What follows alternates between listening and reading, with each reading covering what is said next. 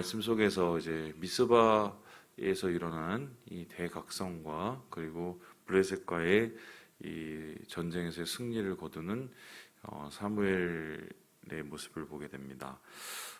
지금은 이제 많이 기울었죠. 이제 예전만 해도 기도원 운동이 한참 우리나라에 이제 큰 영향을 주던 시절이 있었습니다. 요즘 참 운영도 힘들다고 얘기를 하던데 이제 가끔씩 그런데 이제 길거리에 보면은 현수막이나 아니면 포스터들이 붙어갖고 뭐 미스바 대각성 집회 뭐 이런 거 이게 여러분 기억나실 겁니다. 그 대각성 집회 혹은 뭐 미스바 뭐 부흥회 뭐 이것에 이제 모티브가 된 게 오늘 이 말씀 본문인데요. 쉽게 설명하면은 이 사무엘이 미스바라는 곳에 이스라엘 사람들을 다 모아서 하나님 앞에 회개했더니 하나님께서 그들에게 승리를 주셨다. 이게 뭐 전체적인 맥락입니다. 그런데 이제 그 과정이 과연 쉬웠겠느냐, 그리고 그 승리까지의 모습이 과연 정상적이었겠느냐 봤었을 때 상당히 여기에는 우리가 눈여겨보아야 될 좀 비정상적인 부분들이 있습니다. 우리 먼저 함께 우리 3절의 말씀을 같이 한번 읽어보도록 하겠습니다. 3절입니다. 시작. 사무엘이 이스라엘 온 족속에게 말하여 이르되 만일 너희가 전심으로 여호와께 돌아오려거든 이방 신들과 아스타롯을 너희 중에서 제거하고 너희 마음을 여호와께로 향하여 그만을 섬기라. 그리하면 너희를 블레셋 사람의 손에서 건져내시리라. 부흥과 또 하나님의 역사는 때가 있어요. 때가 있어요. 그 아무 때나 부흥회 한다고 부흥되는 것도 아니고요. 그리고 아무 때나 뭐 대각성 집회 한다고 해서 다 성공하는 거 아닙니다. 그렇게 따지면은 1907년도에 우리나라 그 평양 대부흥회가 있었을 때 그때 뭐 하나님께서 큰 부흥이 있었죠. 그러면 그 다음 한국교회가 어려졌을 때 우리가 부흥회를 안 하고 무슨 대각성 집회를 안 하고 기도회를 안 했을까요? 다 했어요. 근데 그런 똑같은 일이 일어나지 않았거든요. 때가 있어서 그래요. 지금 이스라엘 백성에게 그 부흥의 때가 다가오고 있는데 그 부흥의 때는 어디에서 시작되냐면 언약궤가 이제 벳세메스를 거쳐서 기럇 여아림이라는 곳에 도착하고 나서 있었습니다. 이 기럇 여아림이라는 곳은 어디냐면은 이 예루살렘에서 이제 그 서쪽으로 가는 길에 있는 곳인데요. 뭐 한 20km도 채 안 되는 곳이에요. 근데 이곳은 사실 이게 변방이라 이걸 유대라고 할지 아니면은 유대가 아니라고 할지 모르는 그 딱 중간지대에 있었어요. 하나님께서 그곳에서 언약궤를 잘 옮기지시 않으시고 그리고 들어오지도 나가지도 않으시고 그곳에 그냥 머물게 했는데요. 이스라엘 백성의 반응을 한번 본 겁니다. 그랬더니 이스라엘 백성의 반응이 어떠냐면 2절을 보면 이제 여호와를 사모하게 되었다라고 말합니다. 어떻게 그 전까지는 하나님께 대해서 그렇게 엉망진창의 삶을 살고 오늘 보는 것처럼 뭐 아스타롯도 섬기고 노어도 섬기고 이랬던 이스라엘 백성이 사모하게 되었을까? 그리고 3절을 봤더니 너희가 만일 전심으로 돌아오려거든 이라고 얘기하고 있잖아요. 그러니까 이 사람들이 돌아올 마음이 생긴 거죠. 그리고 이스라엘 사람들 속에서 이방신과 아스타롯을 제거할 마음이 생긴 거예요. 이 마음이 생긴 게 때예요. 여호와를 사모하는 마음이 생기고 하나님 앞에 돌아오려는 마음이 생기고 그리고 자기들이 섬기는 신과 자기들이 섬기는 돈을 버리려고 하는 그곳으로부터 버리려고 하는 그 마음이 생기는 게 때인데 이때는 어떻게 오게 되었을까? 이게 참 씁쓸한데요. 이 뒤에 보면 이렇게 얘기하죠. 블레셋 사람의 손에서 어떻게 하면 됩니까? 건져내시리라. 그러니까 이스라엘 백성들이 이 블레셋에 패배를 했잖아요. 언약궤를 빼앗겼죠. 그 20년 동안 죽도록 고생한 거죠. 고생을 통해서 고난을 통해서 이스라엘 마음속에 부흥의 때가 다가온 겁니다. 그러니까 우리의 생각에는 뭐 인생을 이렇게 평탄하게 순적하게 또 우리의 생각에는 그냥 어제와 오늘과 내일이 그냥 아무 일도 없듯이 살면 그게 얼마나 행복하겠냐 싶겠지만 문제는 그런 날을 하나님께서 주셔도 우리가 그것을 축복의 기회로 삼기보다는 사실은 죄짓고 하나님 앞에 방종할 기회로 삼는 경우가 인간이 많이 있지요. 그런데 반대로 하나님께서 인생에 굴곡을 주시고 때로는 인생 가운데에서 하나님께서 우리가 감당할 수 없을 정도라고 생각되는 고난을 주시는데 그때가 오히려 하나님 앞에서 다시 올라가고 하나님 앞에서 축복을 받는 기회가 될 수 있다는 말입니다. 그래서 이 평양 대부흥이 일어났을 때도 마찬가지인데 왜 1907년이었을까? 여러분 그거 한번 생각해 본 적 있습니까? 1905년에 무슨 일이 있었죠? 을사조약이 있었어요. 나라 빼앗겼죠. 그리고 나라가 소위 말해서 이 국제 열강 속에 사로잡혀 갖고 여기도 못 가고 저기도 못 가고 뭐 끝도 없이 헤매고 백성들은 지도자를 잃고 나라가 정말 이 갈 길을 모르는 그런 상황이었고요. 얼마 후 1910년에는 어떤 일이 일어납니까? 한일 합방이 일어나서 나라를 잃어버리게 되죠. 그러니까 그 고난의 시작점에 하나님께서 이스라엘 백성들을 부르셨듯이 우리나라 백성들을 부르셔서 준비를 시키신 거죠. 그래서 때가 있어요. 부흥은 때가 있다. 그래서 그때는 우리의 생각에 보는 것과는 다르다. 우리는 뭐 이게 준비되고 뭐 100만 명이 모여서 기도하고 또 교인이 뭐 200명, 300명이 넘어가고 그게 때라고 생각할 수 있는데 그게 아니라 오히려 우리의 마음이 준비되는 때, 심지어는 고난 중에라도 우리의 마음이 낮추어져서 하나님 앞에 향하는 때 하나님께서는 그때 오히려 부흥의 때를 준비하고 있다. 이렇게 얘기하고 있습니다.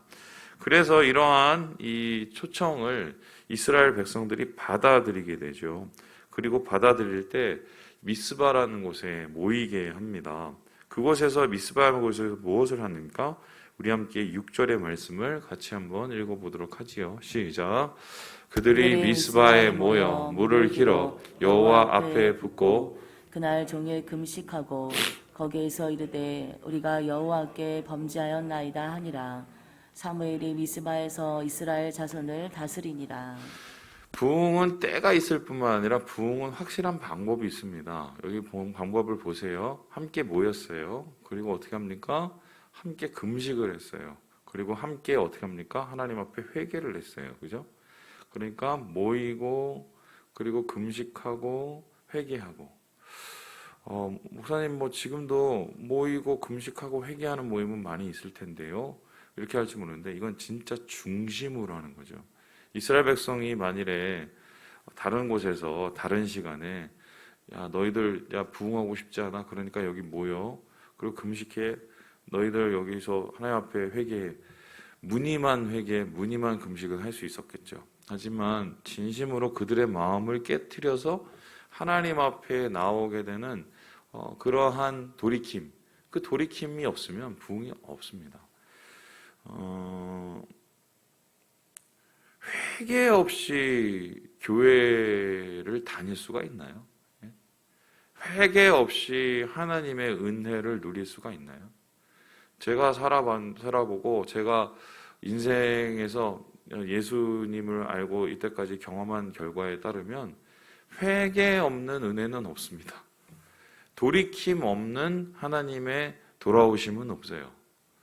뭐든지 하나님 앞에서 우리가 뉘우쳐야 그 뉘우침에 대한 하나님의 열어주심과 깨달음이 있기 마련이죠. 1907년에 대부흥운동을 다시 한번 생각해 봅시다. 그때 평양에서 모였어요. 모여서 뭐 선교사들도 뭐 같이 기도하고 예배 드리고 찬양도 하고 다 했어요. 첫째 날, 둘째 날 제대로 안 됐어요. 그때 부흥의 불씨가 붙은 게 어떻게 됩니까?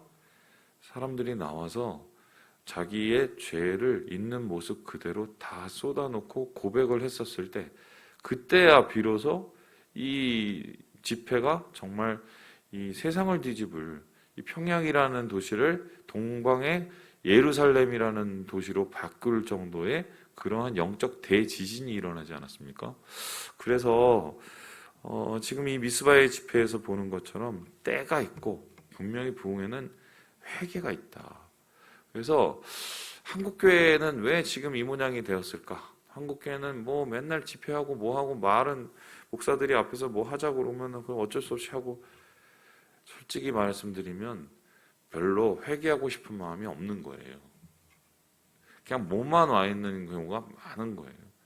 목사님부터 시작해서 장로, 권사, 집사 모든 사람들이 이르기까지 정말 하나님 앞에 자신의 모습을 뉘우치고 돌아올 마음이 없으니 하나님께서 은혜를 각박하게 우리에게 닫아주시는 거죠. 그래서 오늘 이 미스바의 집회를 통해서 우리는 정말 이 돌이킴이 얼마나 중요한지를 다시 한번 이 부흥의 방법을 보게 되는 것입니다. 이렇게 하나님 앞에 뉘우치고 하나님 앞에 또한 함께 집회를 했었을 때, 그러면 우리 생각에는 하늘로부터 뭐가 옵니까? 은혜가 내리고 불이 내려야 된다고 생각을 합니다. 그런데 신기하죠. 이러한 이 부흥의 집회 가운데 전혀 다른 얘기가 쏟아지게 되는데요. 예, 우리 함께 7절의 말씀을 같이 한번 읽어봅시다. 7절입니다. 시작. 이스라엘 자손이 미스바에 모였다 함을 블레셋 사람들이 듣고 그들의 방백들이 이스라엘을 치러 올라온지라. 이스라엘 자손들이 듣고 블레셋 사람들을 두려워하여. 지금 보세요. 전혀 이야기가 따르게 돌아가죠. 사람들이 모여서 부흥의 때를 원하고 부흥을 위해서 하나님 앞에 회개했는데 그 결과가 전혀 부정적인 방법으로 나타났습니다. 어떤 일이 일어납니까? 블레셋이 아예 작심을 하고 쳐들어오게 되죠. 그런데 이 블레셋이 쳐들어왔었을 때 이스라엘 백성들은 싸울 준비가 되었습니까? 안 됐습니까? 쉽게 설명하면 지금 예배하러 모였는데 무슨 뭐 손에 칼이 있었겠어요? 총이 창이 있었겠어요? 아무것도 없는 상황이죠. 그러니까 이러한 상황 속에서 이스라엘 백성이 동료됐을 가능성이 굉장히 많습니다. 아니, 우리는 회개하겠다고 보였는데, 우리는 하나님 앞에 돌아오겠다고 보였는데 하나님이 어떻게 이룰 수 있지? 하나님이 어떻게 이러한 결과를 우리에게 줄 수 있지? 이렇게 아마 분명히 마음이 떨렸을 거예요. 그런데 이거는 어떻게 보면 당연해요. 여러분 생각을 해보세요. 예전에 우리가 이제 뭐 기도원이나 아니면 성령 집회나 아니면은 뭐 수련회나 이런 거 갔다 오면 항상 내려올 때는 기쁩니다. 내려오고 나면 어떻게 됩니까? 항상 시험이 있어요. 그죠? 남편이 우리의 마음을 막 박박 긁어놓는다든가 아니면 자식 새끼가 그날따라 정말 엉망진창이라든가 우리의 마음을 박박 긁어놓는 게 있단 말이에요. 그죠? 그러면 그때 우리가 생각해줘. 아니요, 나는 이렇게 좋게 내려왔는데 어떻게 이럴 수가 있어? 이러면서 어떻게 해요? 애하고 싸우고 남편하고 싸우고 아내하고 싸우면 소위 말해서 3일 동안 하나님 앞에 예배드리고 기도한 거 다 까먹고 이제 끝내버리죠. 근데 이제 항상 이게 있는 게 은혜는 그냥 있는 게 아니라 은혜에는 항상 시험이 따라요. 왜 시험이 따르냐?